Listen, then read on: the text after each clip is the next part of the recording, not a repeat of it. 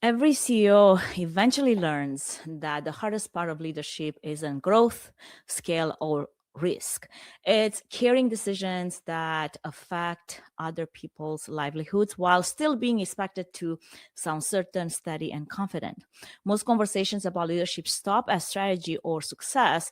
They rarely talk about the weight, the doubt, or the moments where something breaks and you're the one responsible for fixing it. And now, layered on top of that responsibility, leaders that we talk to quite a bit on the podcast are also being asked to work alongside intelligence that can move faster than they can. Today's conversation is about what leadership actually costs, how judgment gets designed, and what it means to lead intelligence instead of outsourcing thinking. Welcome to the Events Demystified podcast, the CEO edition. Welcome to another episode of Events Demystified podcast, the podcast where we strip away the surface and explore what leadership really looks like, if it's innovative, if it's adaptive, and especially deeply human. I'm your host, Anka Platon-Trifan, and today I'm super excited to be joined by Joe DiDonato. Joe is the president of ESource AI University, a veteran, founder, and CEO. His work sits at the intersection of leadership, learning, and intelligence with a focus on responsibility, verification, and long-term decision quality. While Joe is widely known for his work in AI, what makes his perspective relevant for this season is that he treats intelligence not as a shortcut or a replacement, but as something that must be deliberately designed, scoped, and led. And with that, it is my great honor to welcome Joe to the show. This episode is brought to you by True Fan Events Production. Learn more at truefanevents.com.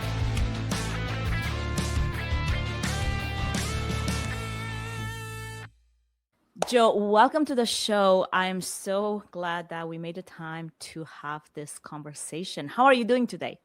I'm doing great. Thank you for inviting me, Anka. I've been getting to know you a little bit on LinkedIn and reading some of your posts, your articles, and I certainly got very curious, wanting to know more about you, your journey, your background. So if I'm curious, I bet our audience is also curious. Before we get to talk about leadership or AI, I want to know a little bit about you, where you started and what got you where you are today. It's a long story. Well, we have the time. But let's start in more recent times. I was lucky enough to work for Oracle when it was in its infancy and just starting. And so that was a great fun opportunity. And then again for PeopleSoft, and then PeopleSoft was acquired by Oracle. And then I went to the VC world for a while and did a lot of work there for educational technology kinds of companies. So I ended up with a well-rounded background, but always faced with growing an organization. They were either in trouble when I took them over and I had to rescue them or find some other way of running it so that it became profitable. So that's my background. I had a great team at Oracle. We grew it from roughly $2 million runway rate for education to over $100 million in 4 years. And that was after 11 years. PeopleSoft, in 18 months, we doubled the revenue to $150 million. So it's been a fun path, but I wish I had AI back then. It would have made my life so much easier. Even more scalable, right? Yes. Yeah. There's a lot happening in AI right now. I was just commenting on Matt Schumer's post. He was talking about the growth of AI. I think he said back in 22, it would argue that 9 times 9 was 82 and insist upon it. So it couldn't do third grade math. In 2023, it could argue constitutional law, if you will. 2024, coding became possible. 2025, all the super coders gave up coding and said, okay, we'll just direct this. And now, I know you probably read the last one, Davio Doi, or I can never pronounce his last name. Anyways, the CEO and founder of Anthropic, he's talking about by the end of 2026, 2027, AI will be more intelligent than any human on the planet. Yeah. That's scary. I was going to say, are you going to agents, the Mold book that also just recently came out, where AI agents got into creating their own social networks where humans are not allowed. And what they're doing is basically orchestrating problems. And it was so funny because I was laughing at this one thread. You can read it, agents talking to themselves. They're like, how I help my human when he sleeps, and creating the systems for you. It's so ridiculous, but it's like also so real, like a little scary. Yeah, actually, we're going to demonstrate a concept like that on February 26th. We're going to do it through the AI Learning Alliance. But basically, I was working on a notion of a mastermind group. I could probably give you some background on that. At one time, they were trying to take away Ford Motor Company from Henry Ford, because he didn't have a college education. This went on for a long time. And then he finally got on a stand. He finally said, I don't understand why I would want a college education, because you don't know anything about cars. In fact, I have 50 buttons on my desk. I can press any one of those and it'll bring an expert on that piece of the car right to my desk for an answer. So Napoleon Hill, who wrote that book, Think and Grow Rich, was talking about that. And he described those 50 buttons as a mastermind group. So I decided that would be my next challenge. And it was easy to make digital twins, but to get them to listen to each other, comment on each other's points, and follow a script that I wanted them to follow, that was going to be tough. I wanted to ask them questions about, how do I run my business? Half of all the entrepreneurial startups fail, right? So I'd love to have Steve Jobs on that board, and maybe Warren Buffett to help me with investments. I could think of a bunch of folks I'd love to learn from, but that's all possible. So we're going to demonstrate 4 digital personas. One fun one, Mark Twain, I pulled him out of the past just for his wit and sarcasm. But we're going to talk about, we haven't figured out what we're going to talk about, but the audience will be able to ask questions of the panel and so forth. I love that. So let's get into the build of this, because I'm actually curious. So you're going to go live. Is this on LinkedIn? No, we're not going to do it on LinkedIn. We're just going to do it as part of the membership organization and so forth. So then you have this 3 panelists with you on stage, technically. Yeah, I have 2 of the human panelists with me, but 3 more, they're digital twins. And my digital twin, and also Mark Twain's digital twin. Yeah. You can't really say that legally. It's not Mark Twain, it's a impersonation. So are those like avatars that you're going to have on screen with you, or how are they presenting? I'm curious. So it has my voice, my digital twin. It has their voice for the other people on board. And we created a voice for Mark Twain. Got it. Which you can easily do these days with HeyGen, with 11 Labs, so many different tools out there. Is that what you used? Yes, both of them. So that's the easiest way to get them. Yeah. Someday we're hoping that it'll actually be a speaking avatar. Yeah. That's live. I think HeyGen actually has the latest version of them, but they're not free, where you can technically do that. I was playing with it a little bit. I'm not sure where their version is now, because it's been maybe a month. And a month in AI, it sounds like a very long time, even though it's not. Yes. Yeah. No, it's still not quite real time, but they're getting very close. Good. So you really need quick response. Otherwise, people get bored. They get annoyed. Yeah. We have very little latency when it's done. And of course, whenever you demonstrate anything live, as things happen, but I'll do a reboot just before, make sure everything is neat and get it to work. I love that. I love the concept. Like I'm in the process of editing my book. It's a memoir. And when I say editing my book, I'm loosely saying that because it's been beginning of the month, right? It's mid-February as we're recording this. And I haven't touched yet one anything edited because it's been chaotic. It's been just so busy this year. But I am editing. Eventually will be editing this book. And I'm very strict about wanting to do it myself versus I can easily like create a Claude agent to go through it. But I just don't want it to be AI infected. I don't know how to say it. No, I hear what you're saying. We go through great pains. When I build a digital twin, I just know how the technology operates. For instance, if I put our conversation into the digital twin, it can't sort between my pattern of speech and talk and thinking versus yours. So it's like a white glove treatment. I had to put a person's actual book did you actually write this or was it written by a ghostwriter? Yeah. You got to clear all that.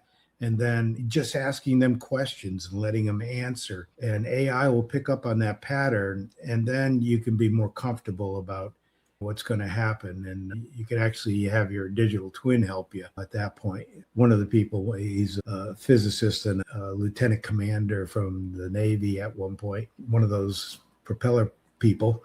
On the fly to the moon and build actual object that fly.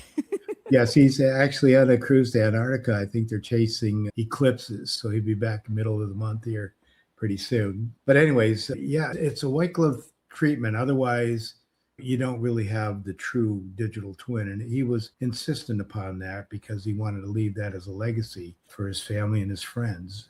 And the first time we played it, he was the first one I ever built. And I just was very strict on how we were going to load the persona. Yeah. And they asked a question of it. And the three of us couldn't read it because we all got emotional. It was like, oh my God, that's exactly what we said to her.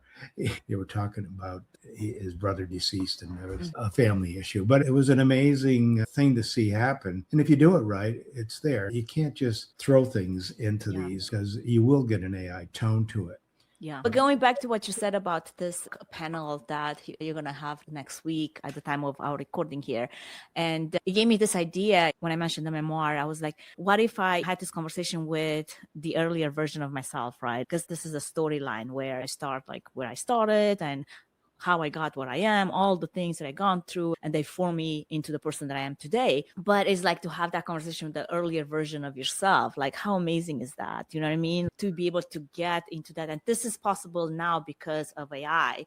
Joe, let me ask you, before companies, before digital twins, before any title, who are you becoming and what shaped you to think the way you think, especially when it comes to responsibility and leadership and AI?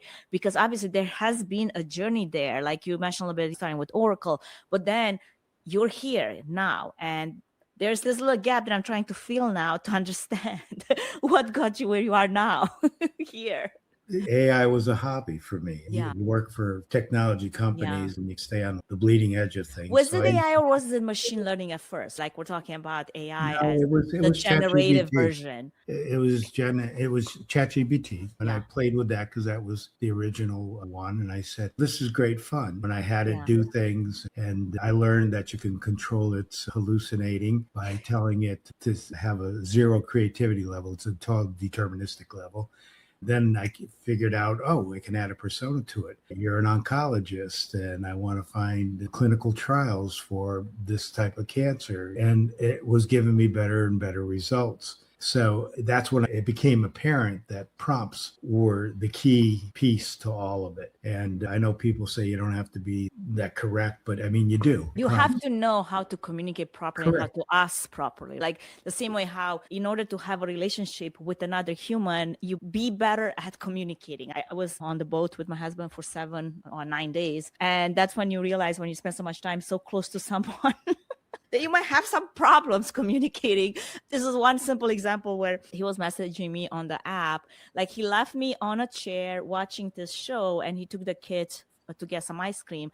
And then he was messaging me, where are you? And I'm like, I'm on the chair.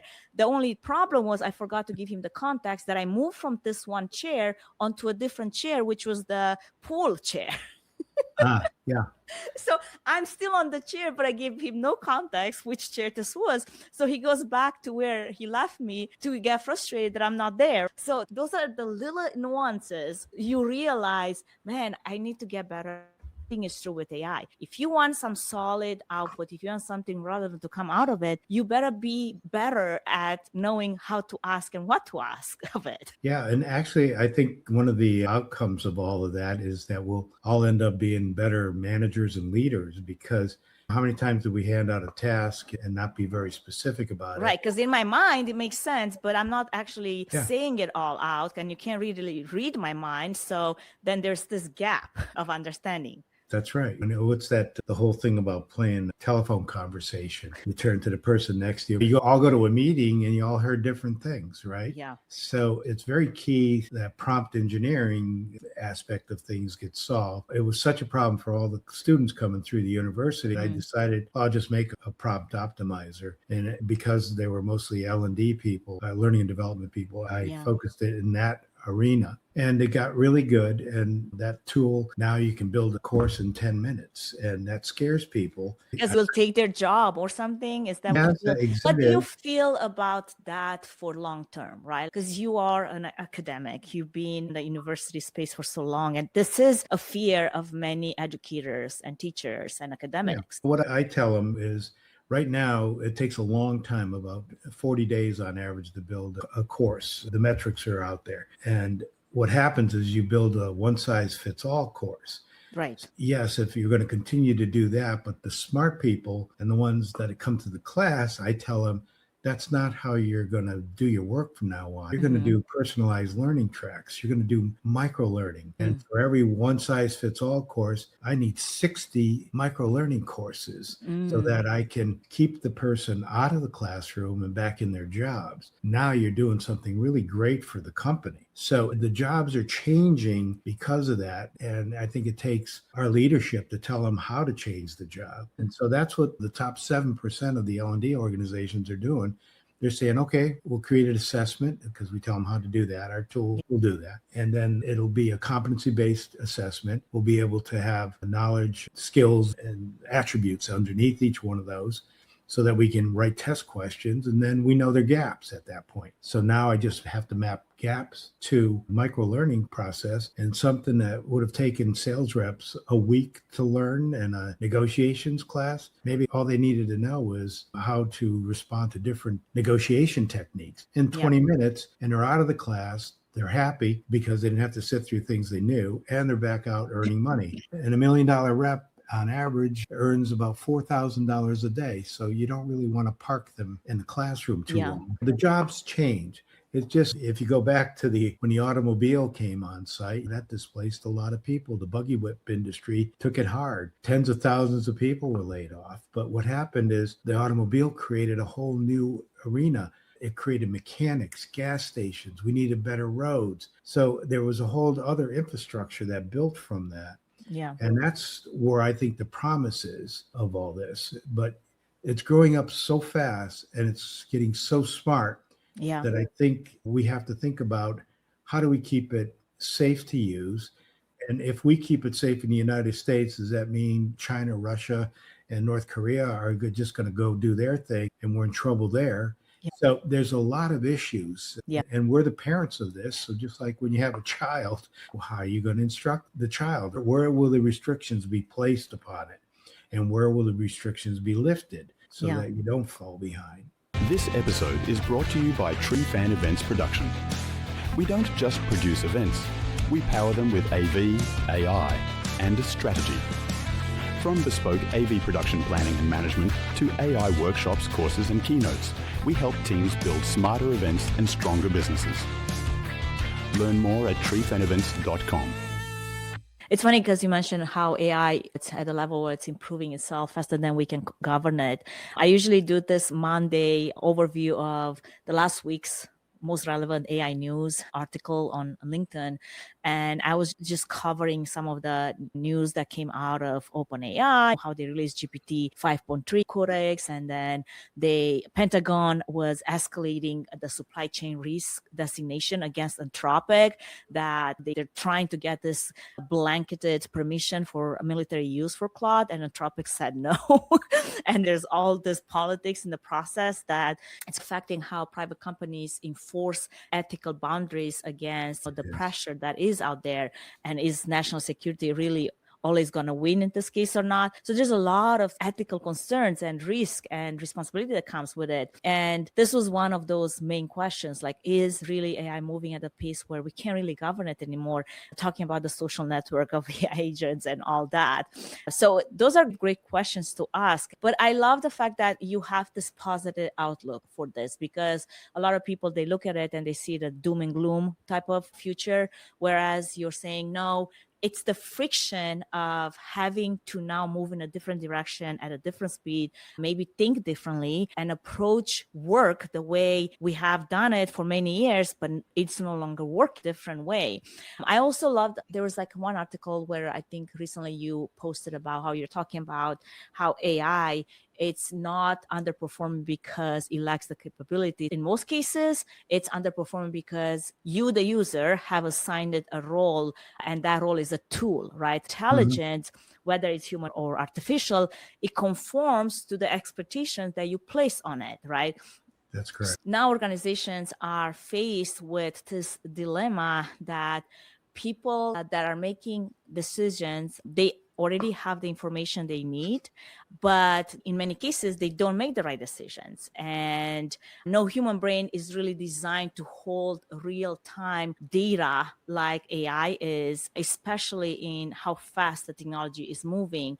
So then what do you do as a leaders, right? You delegate, you build, I don't know, departments, you create specialties and roles and all of that. And we spend this enormous amount of energy trying to get those specialists to communicate in ways that can inform those decisions, proper decisions.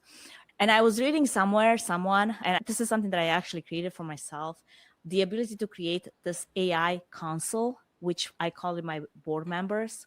And what this looks like is basically I have this different level AIs that I have a meeting with every week that I designate different roles. I'm not an accountant. I'm not an IT expert. I'm not a marketer, but I can designate different roles for these AI board members to inform me on different paths or different, even answer some of the questions that I have, I might not be able to know the answers to. And I think that's a huge opportunity for people. But I see a lot of people using AI at this like super basic intro level. Yeah. How do we get them to go beyond that? It's a learning process, but just like when the computers came out, some people just use them like a typewriter. They didn't know the capability of the computer. So where I was going with being really good at prompts, that kind of drives the new agentic AI engines that are being built, the agents that are being built. So in the classroom, I show them how to do exactly what you're doing.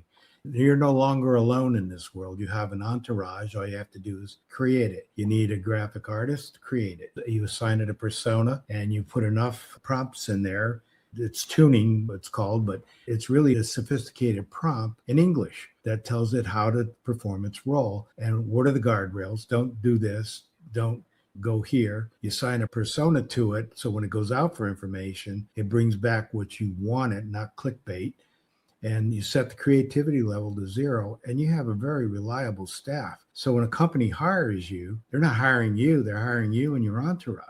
And that's a big difference. And that's why it's so important for everyone to learn how to do these things, because it just extends your capability. And I put together legal contracts all the time. Do I trust it 100%? I always roll it by a human lawyer because they've seen different things go on in the past. And they might change 1 or 2 things, but it doesn't take 17 days of legal work anymore. It's done in a matter of 4 or 5 minutes, and the review is maybe an hour. And so at some point when this capability passes the human intellect, I'm excited what can be done. It's everywhere. People think about losses, but on the positive side, I don't know if you knew it, but Amazon, so the recommended things that it has, and now Rufus, which is an answering question, that's increased their sales by 30%. You know how many jobs that is? And then UPS, they used AI to help with their own logistics, and they were able to deliver 10 million more packages per year. You imagine you what still need the human to deliver those packages. Right. So like we're in an area where everybody's coming because there's no great earthquakes or there's storms or anything here. So our little town, which when we came here was 40,000 people, is now 79,000, and the projection is that we'll be at 480,000. What's driving that? NVIDIA's coming here. Intel was already here. They spotted it early. They just need to get on with the new stuff. And then Taiwan Semiconductors here. And so what happens, we still need plumbers. We still need electricians. We still need crane operators, all that infrastructure. but these new jobs will be coming along too, just like the auto industry bought mechanics and so forth. So there's prompt engineers right now. I don't know if you ever looked that up on there are $150,000 to $200,000 jobs, right? People understand the importance of it.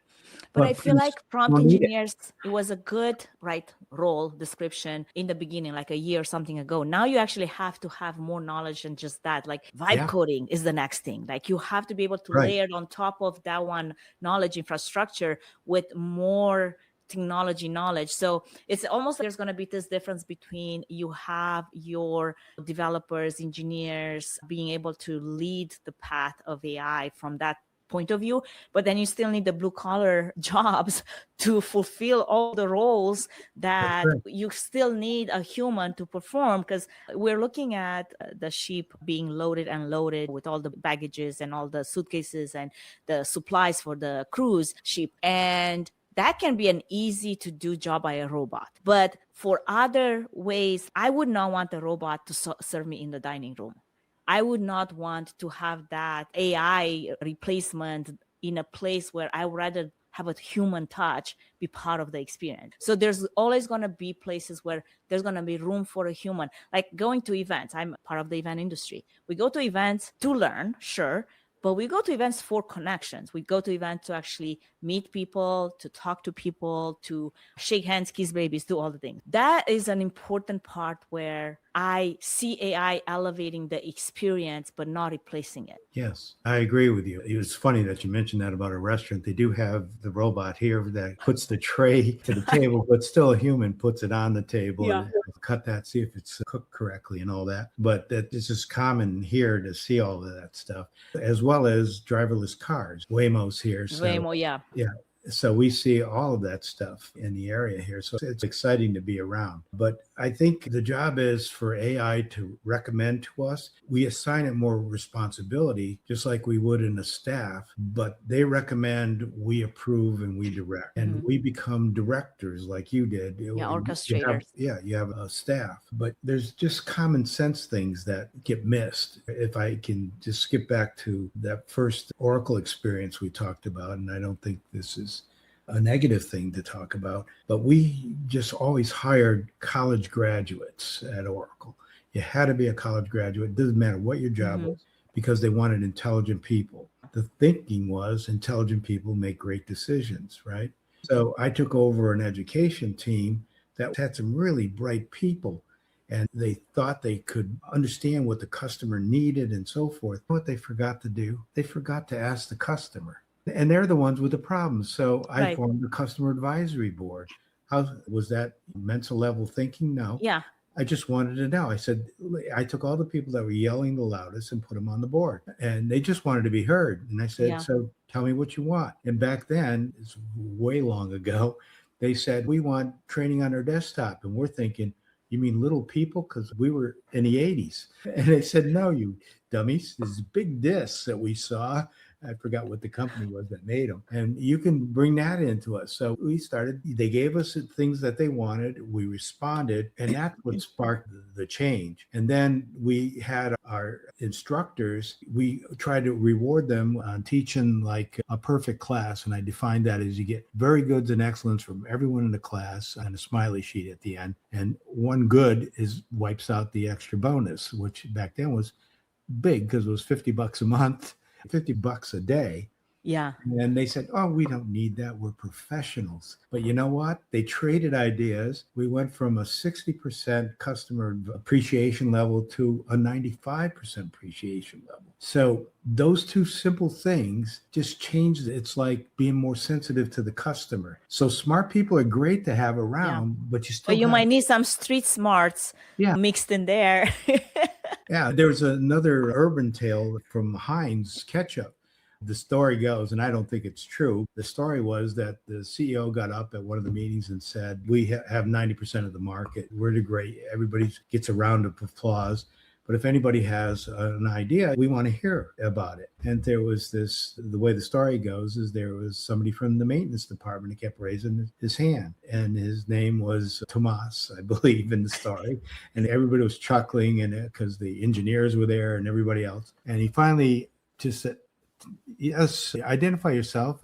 And he says, yeah, I'm Tomas. And he said, what do you want to contribute? He said, make the hole on the bottle 10% larger. Back then it was the bottles, and everybody had this trick. You had to hit the bottle with a knife or something. And that led to plastic bottles and upside down things. It increased their sales volume. He wasn't in engineering. Yeah. But he had this practical idea. Yeah. And he voiced it, right?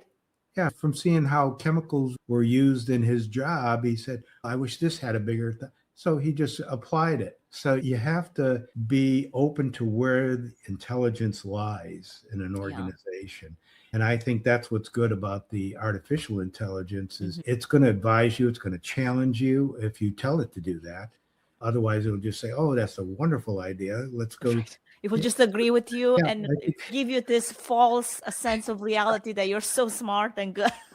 Yeah. In fact, let's hook up your checking account directly to pay all invoices, and then we'll make some princes in Nigeria rich. If you do dumb things, what's going to happen? So you look at it as advice. You make yourself open to that advice coming from all kinds of different intelligence, people and artificial intelligence. And then you say, okay, is this what I want to do from my background and experience, from what I know works? And I always ask the opposite question, which is, why won't this work? What stands in the way of this working? Because everybody who's an author of an idea thinks it's the best thing in the world, and they don't understand the difference between a vitamin and an aspirin. When it comes to the market, it's now more like a vitamin and a painkiller. But if you're not solving the painkiller, you got a nice to have, but do we really need AI? And that's been the latest conversation. The latest conversation I'm having with board level people is about activists who are using this one thing to change, to go after an organization for merger, takeover, acquisition. And the reason why, because they can simply change a lot of jobs. I'll give you one example. This very large retail organization that will remain nameless has 2 million people worldwide. And the HR department, it's 1 per 100. That's the usual ratio. And so they have 20,000 HR people with an average salary of about $85,000 with benefits in it. So we're talking $1.75 billion payroll. And so what happens is I built an app because all of those, what do they get asked all day long? Benefit questions. Yeah. So that was on a website. So I pulled it all together. In 2 hours, I built something that was very humanistic. You could say, I have one special needs child. I've got one on the way. And I don't know which thing to pick. And it'll come back and say, congratulations on your next child. And here's what I would recommend, these 3, and take a look at that. And so all of a sudden now, 60% of the work went away. So the activists see that and they say, we'll go in, cut that staff in half, and not thinking about changing the job and making everybody's lives easier. They'll just say, we'll chop that in half. And now I just dropped $850 million to the bottom line. And this particular retail company has a 10x multiplier for valuation. You drop $850 million to the bottom line with one tool, and you just made the valuation of that company $8.5 billion bigger. So imagine 10, 20 tools like that. That's the takeover. Now they can get it in 30, 60, 90 days, a payback that took 2 years before. So if you think you can wait, you can't. Events Demystified, the podcast for event professionals.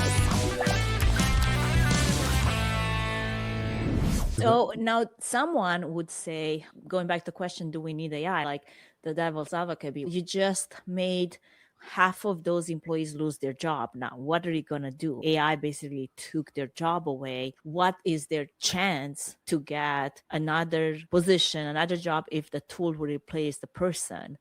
Why would you say to that? Well, look at all the things that HR used to do that they can't do anymore because they're answering that kind of question. If you're making the changes yourself, you don't have to worry about activists. You can say, just like the example I gave with the L&D department, stop making one size fits all and start making microlearning and get people out of the classroom quicker. And what they could do with HR used to be a great place when I was young to go to talk about counseling. Now, if you're going to HR, you're in trouble. That's right. You're in trouble. Nobody wants to go there. We used to go there for coaching. How can I get a promotion? What do I need? You can change what they do. Right. And so Now, that, everything what's being said here shall be used against you. of course, Tread carefully. of course. Yeah. The thing, I just think that it gives us an opportunity to be better at our jobs and rethink it. And if the people that are going to resist it forever, they're going to get displaced. That happened at one of my kickoffs for our instructors. I had 400 instructors come in at Oracle in a later day, and God bless her and may she rest in peace. But we had Rita Smith as the keynote. She was the first teacher of the year on the cover of Time magazine. It was a big deal. They couldn't stop her. They said, let's give her history. What can she do there? And she took over the Boston Commons and had them play out wars in full uniform. They say, okay, let's get her off the Commons and let's put her in this auditorium and give her astronomy. She brought in ladders and they painted all the star formations up there. And so I told her, you're going to get hit with the fact that I'm taking stuff out of the classroom so we can get to more people. I said, that's the objective. And she came up with this. Somebody stood up and asked a question, a young lady. He said, what do you think about all those dumb ideas DiDonato has about all this other technology? And she stepped back. I said, oh, God, this is going to be painful. I know. And she said, do you know when the first teacher strike occurred? And well, of course, we didn't. We said no. She said it was 19-20 or something. And she says, you know what the problem was? The textbook was introduced to the classroom. And if everything was written in a textbook, why would they need teachers? Right. And I go, are you kidding me? And then she said, you want to know the next Like time? the teacher held all the information in their head, but now if you had a textbook, you You don't need need them. Oh, I love the analogy. And then she said, yeah, I do too. I repeat it every time I'm asked that. Then she said the second time was when the VCR things came in. Yeah. Now somebody who could speak better than them, and there was a textbook. Why do they need me? And they stayed on time, structured. Yeah, that's right.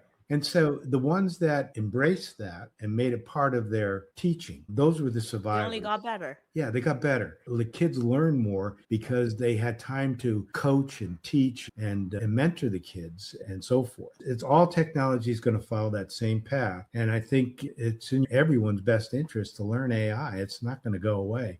It's in everything, including that box that sits next to me. I can't mention her name or she'll fire up here. It's there. It's in your GPS system when you ask for a rerouting around accident. Yeah. And we see it daily here with Waymo and autonomous driving. It's not going away. So do the best thing for yourself and put it into your portfolio. Absolutely. And I think the smart people are already doing that, the ones that are seeing the future through that lens. But I think there's still a huge majority of people that are still looking at AI and using it as like Google search or just an answer engine, right? Whereas you have the ability to take it so much further than that, treat it as a perspective engine. So for CEOs and leaders that are guiding the direction of where they're going as a company, the culture, the people that they're training and all of that, as they're starting thinking in terms of, we mentioned councils and AI board of directors, AI as a console instead of a tool, what does that change in the way they will have to assign also responsibility and then verification methods and even the final decision authority that comes with that? Yeah, and that's a tough question. And some folks are looking at this as like a checklist. I put in Microsoft Copilot. We're good. And no, it's not what these engines can do. Let's get AI ready. Okay, we just onboarded Copilot in our Microsoft Enterprise account. That should do it, right?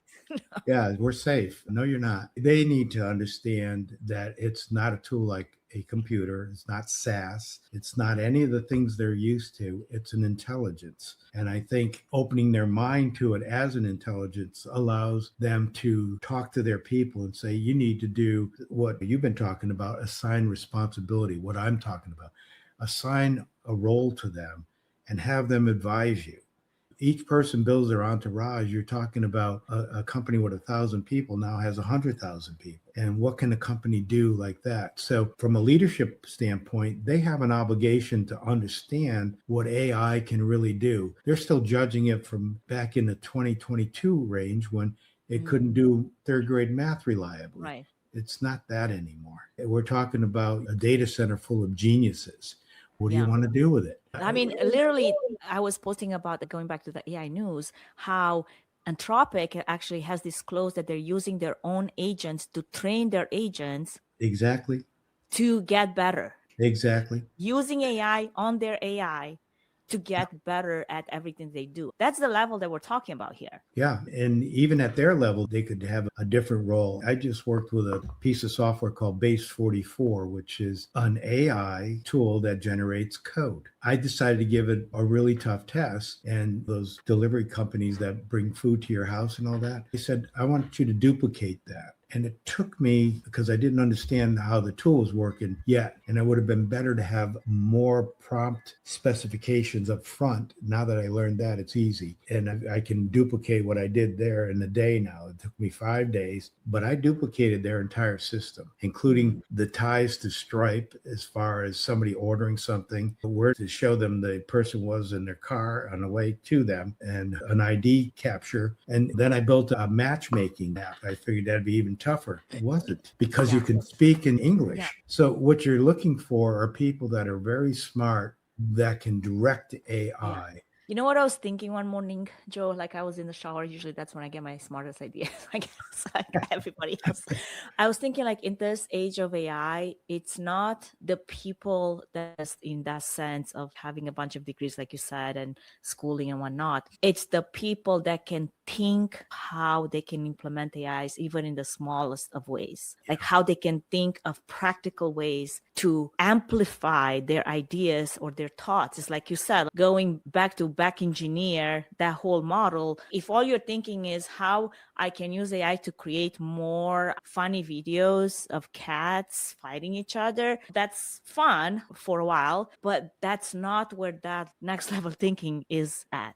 That's correct. You need leaders that have the ability to think critically. But to direct AI to do all the things for yourself on your behalf or for your team, you have to have the ability to think beyond the box, to think outside of the box, to think beyond what could I use it today differently than, say, my neighbor does it, or my competitor does it, or my coworker does it, whatever. You know what I mean? That's right. And use yourself in a half-hour conversation with you. I think I've made a decision that I would hire you into my company, knowing that you knew how to use the tool correctly. Yeah. And that's what they have to educate themselves. It's not a new tool like a computer or calculator that replace slide rules. We're talking, it's an intelligence that's coming into the organization. And that's a very different thing. And we don't want people using a computer like a typewriter and AI like a search engine. They need to understand that it could probably do a hell of a job in any of the functions that we assign it.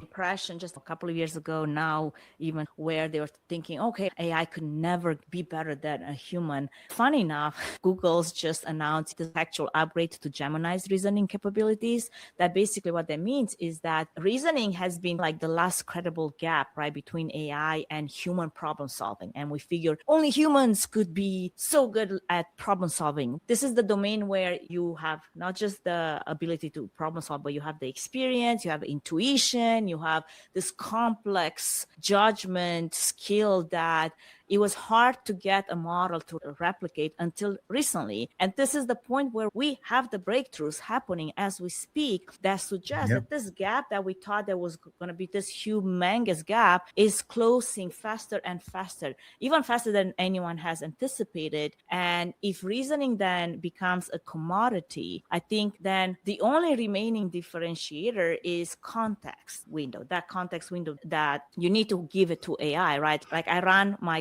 Claude out of context window all the time because I use it quite a bit. Also, speed and access to proprietary data. If you're a company, if you're running a corporation or whatever, that's also fundamentally very important to keep you competitive in this landscape. But we are so far with AI beyond just using it as a Google search. And I see this a lot. Yeah, I just created a sales role play agent for a pharmaceutical company. And you know what? It has a lot of restrictions on it, like don't make anything up. Only use this as your canon. Because I mean, they have very high proprietary regulations, and data governance is so important. That's correct. But what the experience has changed from, okay, let's load all these questions into this thing that just spits them back to us and compare it to these answers that we want to see and then give them a score. This one carries on a conversation. It brings in a staff of people, a cardiologist, a cardiac nurse, and it brings in a laboratory specialist and anybody that might typically show up for their particular drug. And then they all grill the rep and then they grade them. And whatever the rep says, they build upon that. Whatever the nurse says, the doctor will fake. So that's just a simulation that you can't possibly create. And what do you do without it? You risk the fact that your sales rep will say something or promise something that'll get you into legal problems. So it's just trust that's got to build, just like no one wanted their information in the cloud. Oh my God. Now it's everywhere. Yeah. So it's a learning curve and we're on the front edge of it. So a lot of people attack. But the best thing is education. Come in, learn how to do prompt engineering. I'll show you how to build your own agents. Once you see that, all of a sudden you get it. Oh my God, I can have an entourage. And I don't have to stay up at night trying to write something or trying to figure out the mathematics behind some situation that I've got to solve. The things that we've done so far with AI, the protein thing that they worked on for 50 years, they solved it in 2 months. And that's the kind of stuff that I think is good. Global warming, I threw in something in the class as a fun project. I said, let's see if we could solve it. And I said, there's this new paint from Purdue University that reflects 98% of the surface sun and it doesn't hurt the environment. It was a very complicated prompt. How many of these industrial buildings would we have to paint on the top to stop global warming? You know what the answer was? 11% of the ones in America. It would cause global warming to halt. And I'm going, holy mackerel. What else can it do? And this was a year ago. I can't wait to test it. More things. Well, look at all this warfare and all this other stuff. Imagine having the greatest minds behind you and trying to settle conflict between people that are still in the decades behind and they're thinking how to grow. Anyways. I mean, on the flip side, Yes. then you also have all the evil actors that would want to use it for destruction and in their benefit. Correct. And I think when you have a high level of power like that, it's either used for good or bad. And there's this movement with AI for good. And that's what we want more of. Unfortunately, there's always a rise into all the other things that are happening on the flip side. But I want to ask you something else, Joe. What's something that you built or rolled out that didn't quite work the way you expected? And what were some of the learnings that came out of that? Yeah, because I've lived in education for quite a while. One of the things I wanted to do was solve Benjamin Bloom's thing, which he called the 2 sigma problem. So he did a research for several years and he found out that kids that were tutored one-on-one would outperform 98% of the kids that were just taught in the classroom alone. Wow. And he compared it to mastery learning, which is if I'm teaching you a subject, I'm going to teach you a topic at a time. You got to pass the first topic to the next. I said, AI's here. Let me build. I understand the principles, scaffolding, and I'll take scaffolding away as they get better. I'll give them hints. I want to build that critical thinking muscle on the kids. And I'll also have it adapt its language. If you just say you're in the first grade, it'll adapt to you. Yeah. If you say it's 12th grade, it's a different thing, different rewards. It sounded great. It worked great. It still works great. But you know what? No one bought it. You know why? Why? Because you can go get the answers on ChatGPT without having the pain of learning it using critical thinking. What's the answers? So what's happened is all the test scores have gone down on a standardized test for the kids. Right. Except for we maybe have 100 people that use our tool and understand that it's important. That's the single most important thing employers are looking for is critical thinking, your abilities in that area, because the problems are not going to be the same you learn in the classroom. So that's right. I guess when I say street smart, I think I'm thinking about critical thinking, like the ability to think on your feet in any situation and without prior knowledge of maybe having been in that situation, or maybe you have had prior knowledge, but still being able to make decisions quickly and act on your feet. And this is hard. Like I have almost 13-year-old and almost 10-year-old, and trying to teach them. I think my 13-year-old, he's a very, very nerdy, smart kid, like book smart, right? But to flip on the switch for the street smart, it's hard. Like you need life experiences, or you just need to be in the place where you need to make decisions on your own to figure things out like that. Like I grew up as on my own basically since I was 12 because my parents had too many kids to take care of. So I had to learn that on my own. I had to figure it out. Like I'm trying to teach him how to figure things out, like without having to constantly ask mom and dad how to do something. I'm like, you're so smart. How is it? Yeah. You're asking me this question that is just so So stupid. you would have bought into the tutor. It's scaffolding. So as they get better at answering, you just take some of the scaffolding away. They'll give them as big a hint until they know it. That's why they love Duolingo, right? Like they love Duolingo as a method of learning anything and everything. Yeah, there's a reward system, all these fun things, but it's the same concept basically. That's right. Sal Khan Academy. He's another guy that I met in my path, and I think he does it right. And he's not in education. He was in venture capital world. He just came from outside. So I just had the highest hopes for this, because if we could get all the kids that smart, based upon what Benjamin Bloom found, and he called it this 2 sigma problem, because he couldn't scale it. There isn't enough tutors in the world to teach every kid going through school. All of a sudden, AI's here, I could do it. Yeah. And so I wanted to solve the problem. I know I solved the problem, but nobody will adopt it. And so that's the problem, is that it's too easy to get an answer and not learn. And I think we'll find that same problem happening with me telling people, you come to the class, 4 2-hour sessions and a little bit of homework, and you will know how to deal with these agents. Yeah. They won't come. It's the same way, Joe, if you think about it.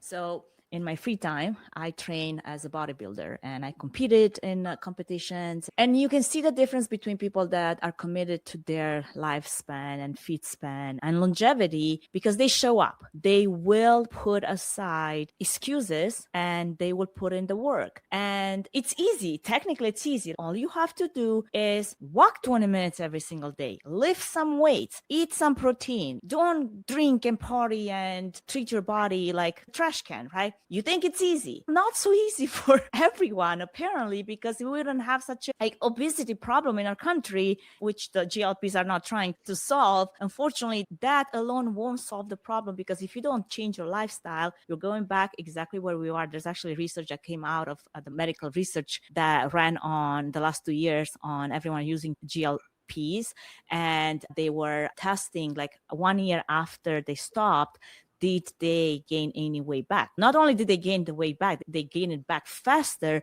for those that did not change their habits. So if you think that's your solution, then you have to be on it the whole life, or you change your habits. But changing habits is hard. And that goes back to what you're saying. It should be easy, should make sense. Like, you want to be more capable, come and learn. Do you want to be healthier? Go and put 20 minutes of time in the gym. 30 minutes, but it's not that obvious, apparently. Yeah, I look at, speaking of gyms, Hormozy, who does a lot of consulting. You're competing. Do you want to go to gym every day, 20 minutes, lift weights? Or how about we do body sculpting? Or how about I give you a pill? Yeah. And what happens is people choose the easy way all the time. So to me, that's an opportunity. It's an opportunity for people like you who are willing to put in the time to learn AI to really flourish. You'll be driving corporations and companies in the future, while the others that took the easy way out won't know how to do it. And so that's the only positive thing I can say. If you learn this stuff, you're going to be in much better position than if you don't learn it. And in fact, if your company doesn't adapt, you're probably not going to be around very long, because it's very easy to target you. All you got to do is say, how much AI do you have? And they go, oh, we got Copilot. Okay. And there's a takeover candidate, or the next thing. That's where I think the advantage is going to be for people who really want to flourish in this new landscape. And we still haven't figured out how to motivate everybody on the planet to do something. That is That was true. a long ways around your question of what was my biggest failure, but it was the tutor. Yeah. Joe, for someone that they're like, I love to get to that level of understanding how to use AI, do you have any advice on where to get them started? Sure, go use ChatGPT, but you'd be surprised. Like, I think many times I go and speak at those conferences and put on workshops. My biggest thing is to actually learn where they are, because sometimes I think everybody is at the same level where I'm at. And then I meet those like stairs that like it kind of hits me. They don't understand what I just said because they're nowhere close to this level. So now I have to really dumb it up. Whereas sometimes you meet a crowd where they're like fully understanding and you're like syncing with them and you get it, they get it, right? And you can go in that. where would anyone want to start if they're still trying to figure out? There's many people, especially in the service industry. I know I'm jumping here, but like I was having my nails done before the trip, and my nail lady that is doing my nails every single time, she has a business. She runs a business. So I was having this casual conversation with her. So asking her, how is she looking at AI and how is it embedding it in her business? Because she's a single owner, has like maybe 4 girls that work for her.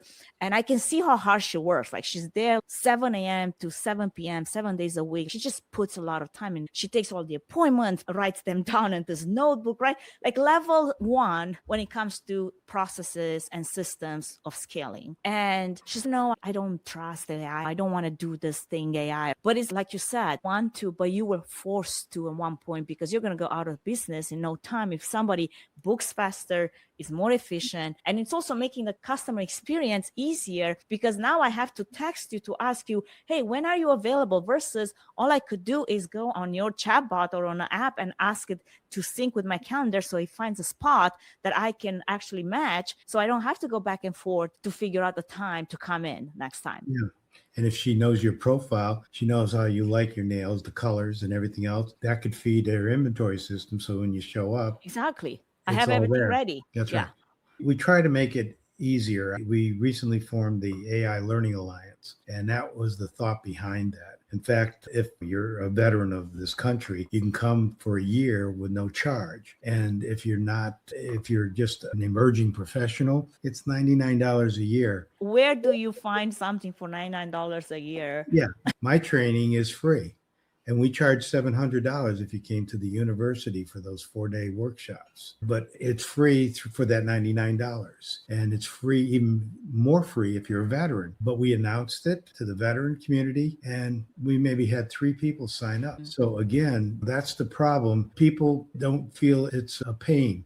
And you don't feel the pain. It's not a pain until it's a pain.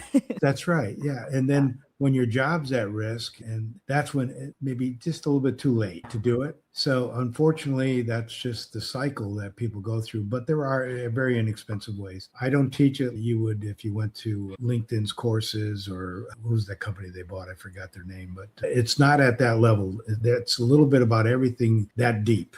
What I want them to do is walk out and know how to use ChatGPT, how to build great prompts, and how to build your own agents. And now that's a force multiplier for the person. Yeah. So 4 days and they're going to change their life. You can't believe some of the comments I've got. One guy was ready to retire out of his job, and he said, I've become so reinvigorated and excited. He said the company, and this is a big camera company, the company just made me the head of AI investigations for the whole company. And he's so excited about it.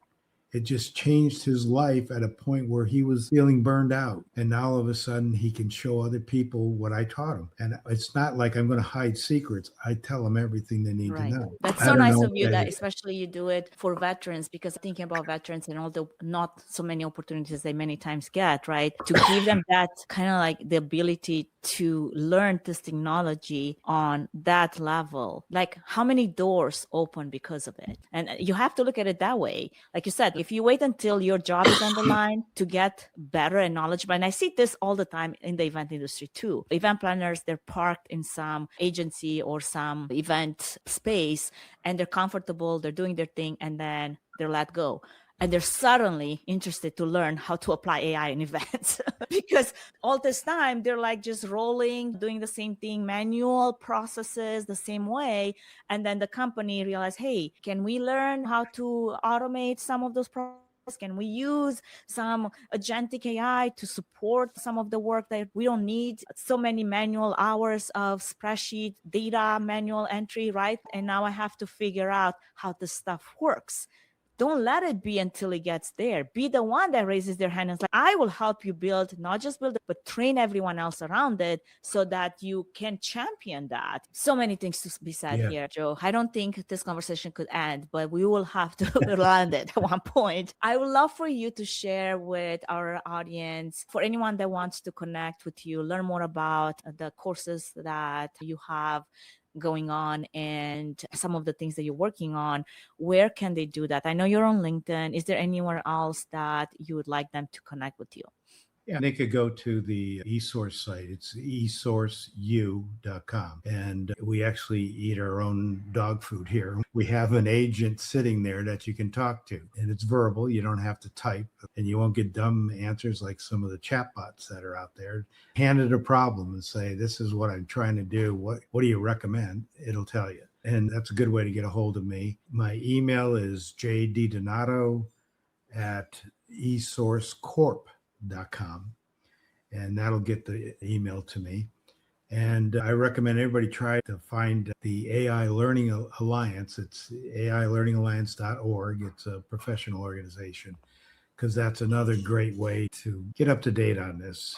And maybe if you get this out there fast enough, they'll come to the February 26th one and see where the technology is going to be in just a nanosecond from today. We can do a clip and a promo of that. The episode might not make it by then, but we can definitely, if you email after our conversation, make sure that we push it out to social. Joe, thank you so much for this conversation. Thank you for just diving with me into all of the opportunities and realities of AI. And I wish you all the best with all the education that you do and all the courses and the amazing things that you're working on. Obviously, we'll be connected on LinkedIn, but thank you again for this time that we spent together.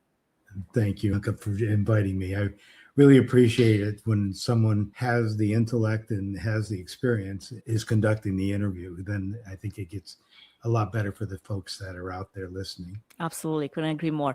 To all of our listeners, thank you for tuning into another amazing episode of the Events Demystified podcast.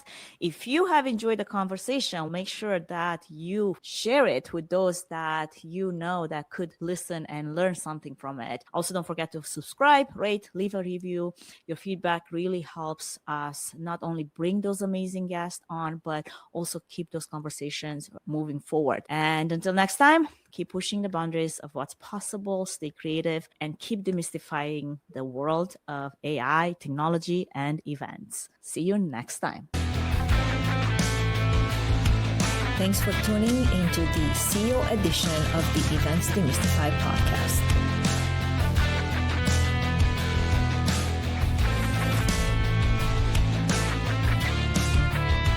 This episode is brought to you by TreeFan Events Production.